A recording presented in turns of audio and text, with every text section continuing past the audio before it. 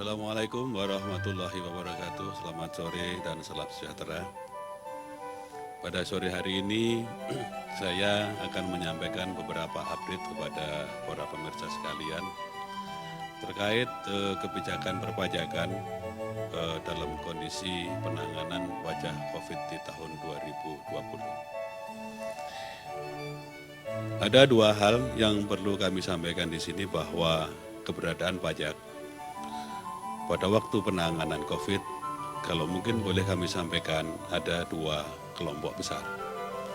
Kelompok besar yang pertama adalah support pajak untuk penanganan pencegahan COVID-19 itu sendiri.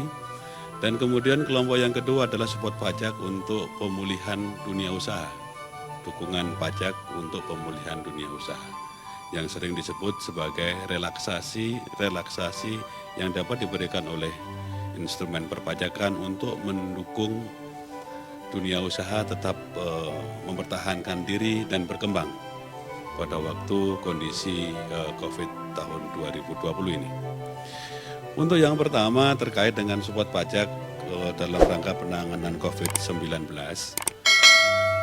ada dua peraturan Menteri Keuangan yang sudah kami terbitkan di tahun 2019 ini, yaitu PMK nomor 28 tahun 2020 dan PMK nomor 34 tahun 2020. Khusus terkait dengan perpajakan, PMK 28 tahun 2020 ini memberikan pembebasan atas pemberian fasilitas terhadap barang-barang dan jasa yang diperlukan dalam rangka penanganan pandemi COVID-19 ini.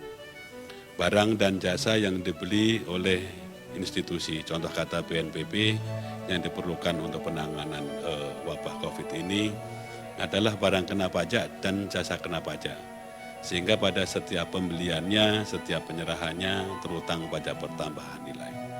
Oleh karena itu, dengan PMK atau Peraturan Menteri Keuangan nomor 28 ini diberikan fasilitas bahwa atas PPN yang terutang tidak dipungut, atas PPN yang terutang ditanggung pemerintah, atau atas PPN yang terutang tidak dikenakan. Demikian juga untuk pajak penghasilan, ada beberapa jenis barang, jenis jasa yang atas penjualannya, atas pembayarannya wajib dipotong PPh pasal 21, kalau yang menyerahkan jasa itu orang pribadi. Wajib dipotong pasal 22 apabila badan, contoh kata BNPB tadi, membeli barang.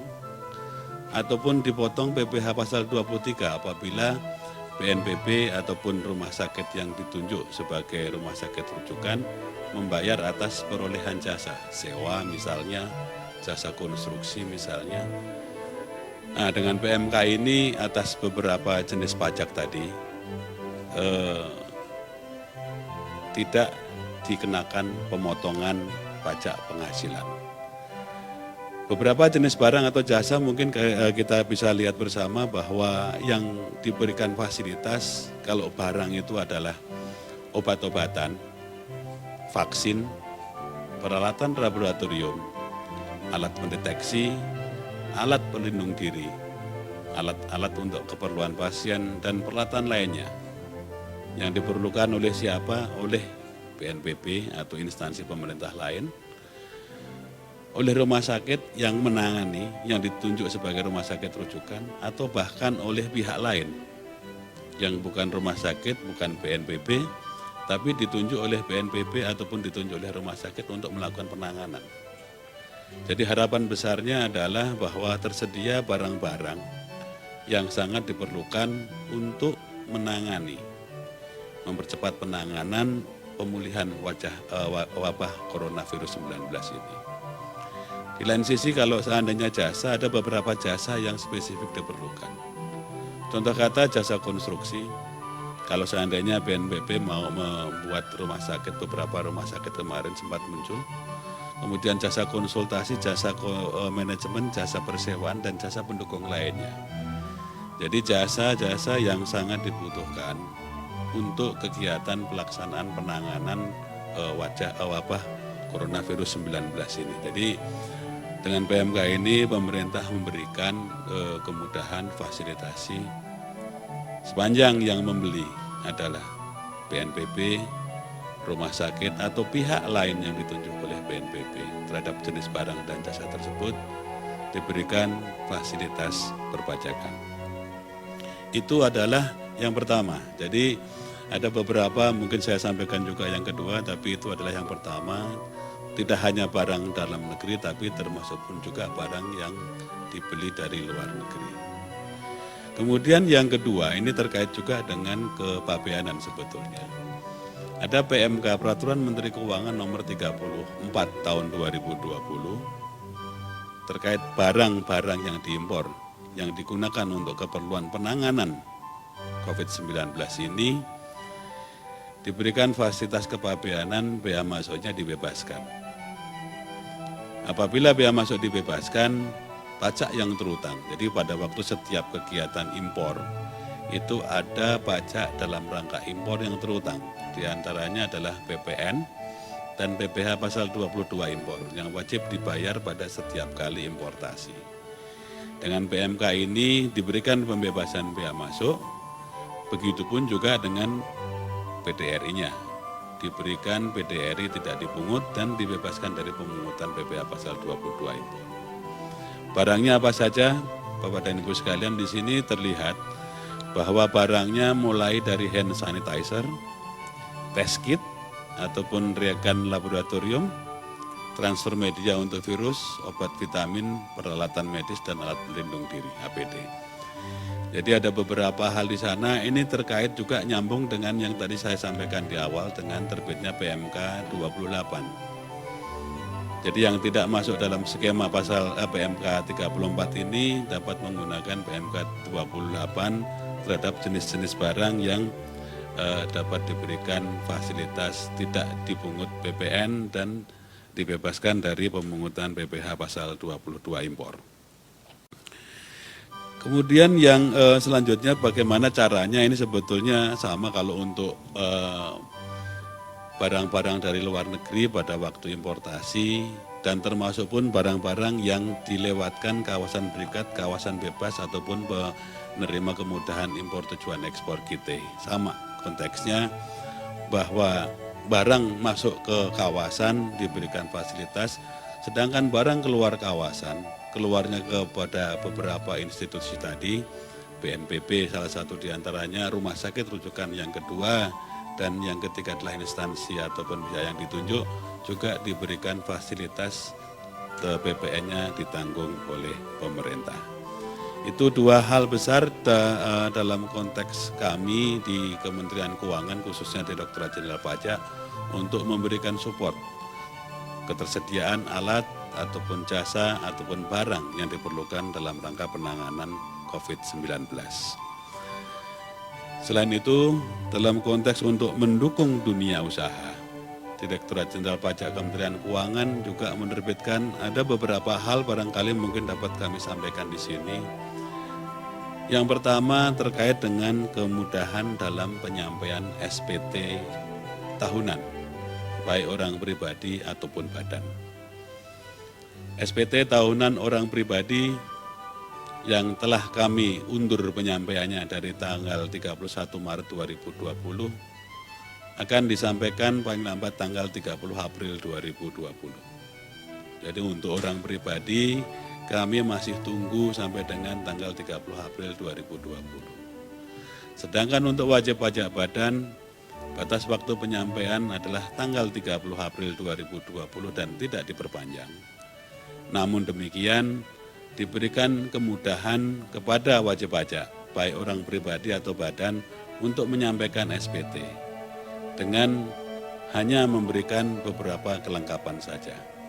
Seperti kita ketahui bahwa kelengkapan penyampaian SPT sangat banyak, tergantung jenis usaha dan kegiatan wajib pajak, mulai dari laporan keuangan dan laporan-laporan yang lainnya.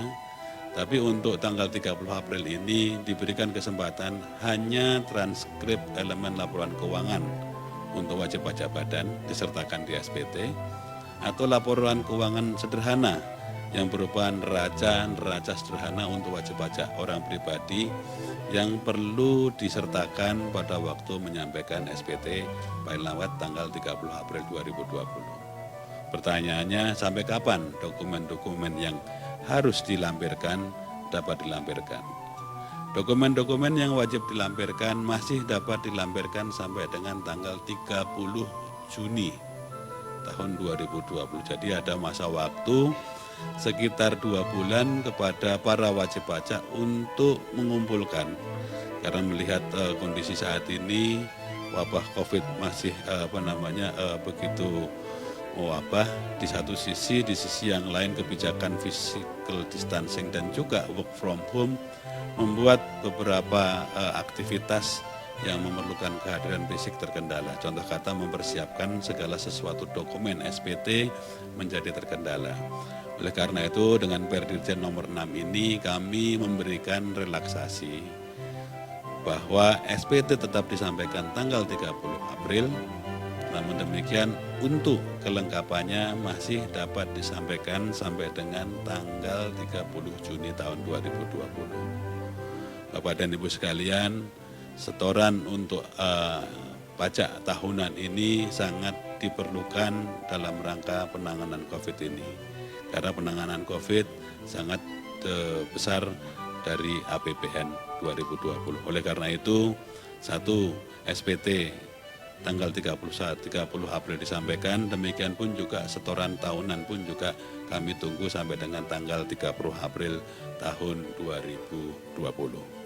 Kemudian yang kedua terkait dengan support untuk industri, Bapak dan Ibu sekalian, dapat kami sampaikan bahwa dengan terbitnya PMK 23 tahun 2020 telah diberikan relaksasi untuk sektor kegiatan usaha pengolahan, yang pada waktu itu kami rasa yang paling terdampak dengan adanya COVID-19 ini.